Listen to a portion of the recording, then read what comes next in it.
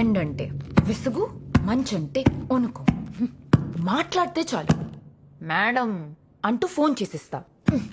ఎందుకు పనికిరావు నువ్వు? కొన్ని జాతకాలే అంత.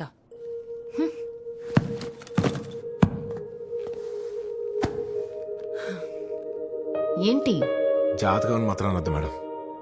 మా బాబు దగ్గర విని విని విసుగొచ్చేసింది. ఆయనంటే కోపం వచ్చేది. ఇప్పుడు మీరు కూడా అంటూ ఉంటే నిజమేమో అని నాకు డౌట్ వస్తుంది మేడం. చిన్నప్పటి నుంచి నా లైఫ్లో ఆహా అనుకున్న ఒక్క రోజు కూడా లేదు. చెత్త నాలో ఉందా, మా బాబులో ఉందా, నా లైఫ్లోనే ఉందా అట్లా.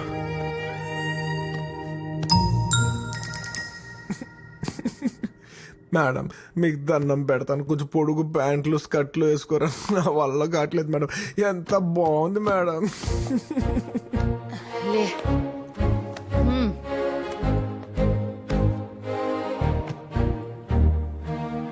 బరువు పైన ఉంటే కిందకి చూడలేం మేడం.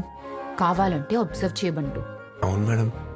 ఎంత బరువు పెడితే అంత పైకి చూస్తావు, ఎంత కష్టపడితే అంత పైకి లేస్తావు.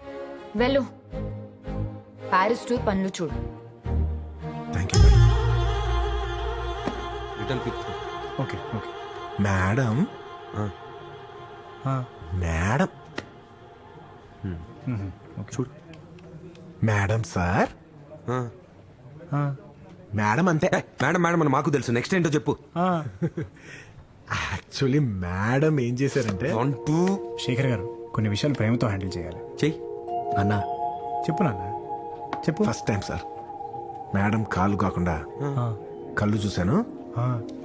Madam sir madam madam madam ఈడి మేడం మండిపోను. శేఖర్ గారు ప్రేమతో చేయాలండి ఏది చేసినా. వాడు ప్రేమిస్తున్నాడు చాలదు.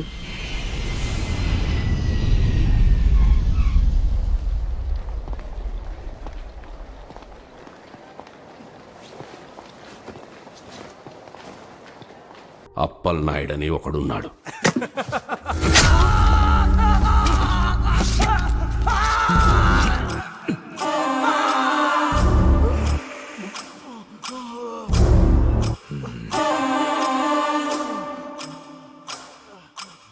లాయరా, కేసైనా ఫీజైనా చేతులు కట్టుకొని అడగాల.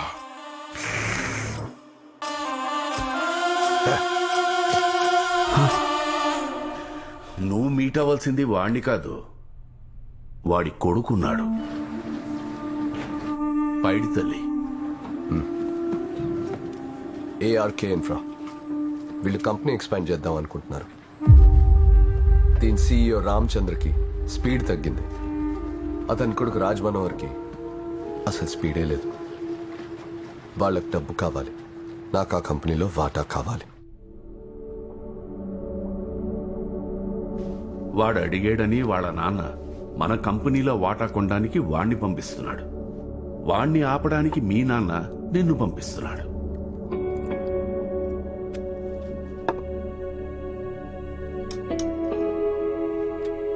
Sir no. చూసావా, వంటోడికి వెయిటర్కి నో చెప్పడం ఈజీరా, కానీ పవర్ఫుల్ ఓడికి నో చెప్పడం చాలా కష్టం. సో ఎంత పెద్దోడికి నో చెప్తే అంత గొప్పోడి అవుతావు. నానా, నువ్వు గొప్పవాడివి కాకపోయినా పర్లేదు, మంచివాడిగా ఉండు చాలు. ఇది కరెక్ట్.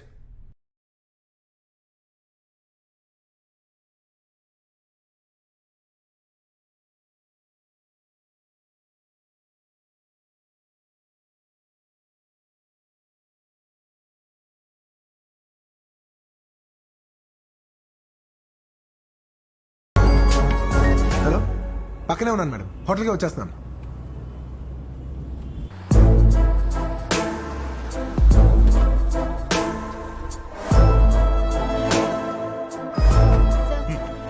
కంగారేం లేదు, మీ నాన్న వెనకాల ఉన్న హోటల్లోనే ఉన్నాడు. వెనకాల థ్యాంక్ యూ.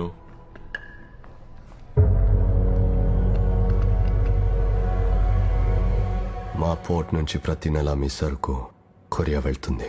ఆ పోర్ట్ మీ బాబుది కాదు, గవర్నమెంట్ అని చెప్పరా. గేట్లు మూస్తే మీ కోట్లు నష్టం. నీది కాకపోతే ఇంకా చాలా పోర్ట్లున్నాయి. మేమే పెట్టుబడి పెడతాం. మీ గేట్లు తెరవండి, కంపెనీలోకి వస్తాం. చచ్చినా జరగదు. నేను చెప్పింది చెప్పు రాజు.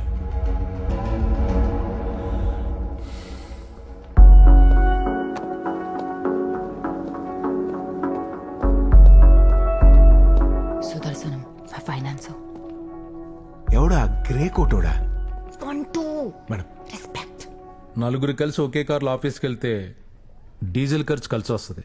అలాగే 4 ఫ్యామిలీలు కలిసి ఒకే హాలిడేకి వెళ్తే ఖర్చు కలిసి వస్తుందని ఒక ఐడియా చెప్పింది. పెద్ద ఐడియా అది. నేను అదే అని 5 కోట్లు ఇచ్చా. పెద్ద గుండె మీది. 2 ఏళ్లలో 50 కోట్లు చేసింది. పెద్ద బుర్రావిడిది. 100 కోట్లు ఇస్తా, కంపెనీ నాకు ఇచ్చేయమంటున్నాను. పెద్ద అమౌంట్ అది. What's your answer? Say no. Say yes. Yes అని చెప్పమ్మా. నో అని చెప్పరా. నో అని చెప్పు. బయట తల్లి, ఎవడికి పడితే వాడికి గేట్లు తెరవడానికి ఇవి గుడి తలుపులు కావు. అయినా మేమడిగితే అప్పు, మేము వద్దంటే that's a rejection. It's a no. Get out of my office.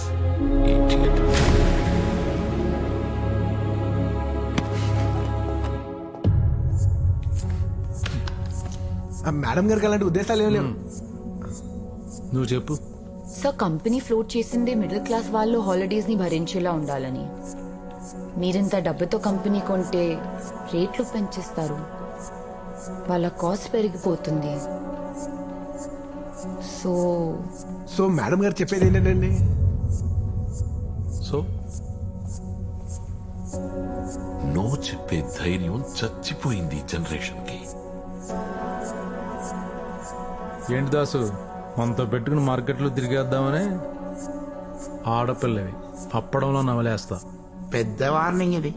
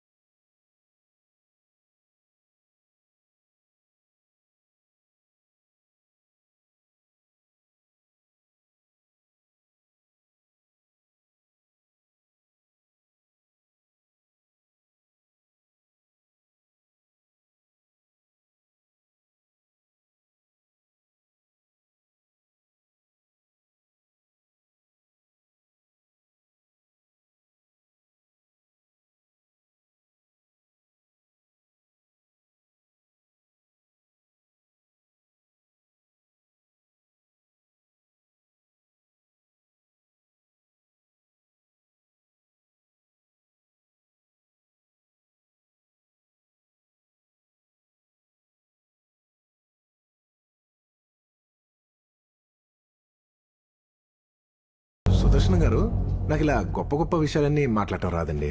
నా పర్సనాలిటీ కూడా పెద్ద మ్యాచ్ కాదు. తప్పట్లేదు కాబట్టి చెప్తున్నా. దేన్నైనా పుట్టించే శక్తి ఇద్దరికే ఉంది సార్. 1 నేలకి, 2 వాళ్ళకి. అలాంటి వాళ్ళతో మనకు గొడవ ఏంటి సార్? చేస్తారంటే రేపోవాలంతే. అమూల్య, వాట్స్ హ్యాపెనింగ్? కాదు కూడదు అనుకుంటే మాత్రం నా దగ్గర 3 ఆప్షన్స్ ఉన్నాయి. 1, మీ వాళ్ళని కొట్టి మిమ్మల్ని కంట్రోల్ చేయడం. 2, మిమ్మల్ని కొట్టి మిమ్మల్నే కంట్రోల్ చేయడం. 3, నేను కొడతానేమో అని డౌట్ వచ్చి మీరే కంట్రోల్ అయిపోవడం. ఈ 3 కంట్రోల్ కామన్ అనుకుంటున్నారేమో. కాదు, నేను కొట్టడం కామన్. గొప్పదో చెత్తదో మనం ఒక ఆఫర్ ఇచ్చాక అవతల వాళ్ళు అయ్యా మాకు వద్దు అన్నారంటే మాత్రం దాని అర్థం వద్దని.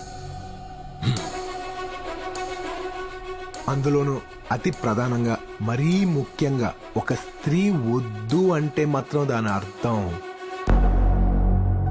అస్సలు వద్దని. మేడం, ఇంత గొప్ప విషయం చెప్పాక ఇక్కడ మనం ఉండకూడదు మేడం. ఇంకా ఇదే హైలో లేసి వెళ్ళిపోతాం. రెండంటే వచ్చింది.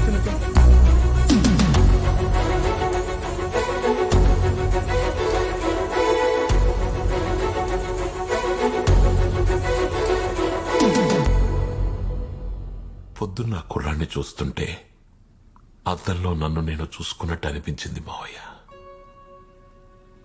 కానీ అదే వయసులో ఉన్న నా కొడుకుని కంప్యూటర్ స్క్రీన్ మీద చూస్తుంటే వాడు నో చెప్పలేక గించుకుంటుంటే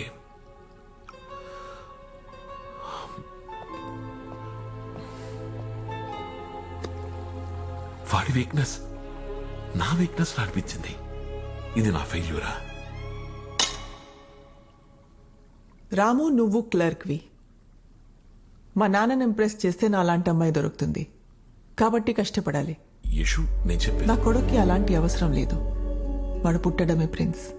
ఇంకొకళ్ళతో పోల్చొద్దు వాడి. ఏయ్, అది కాదు యశు. ఆ కుర్రాడేదో బాగా మాట్లాడాడని. రాము,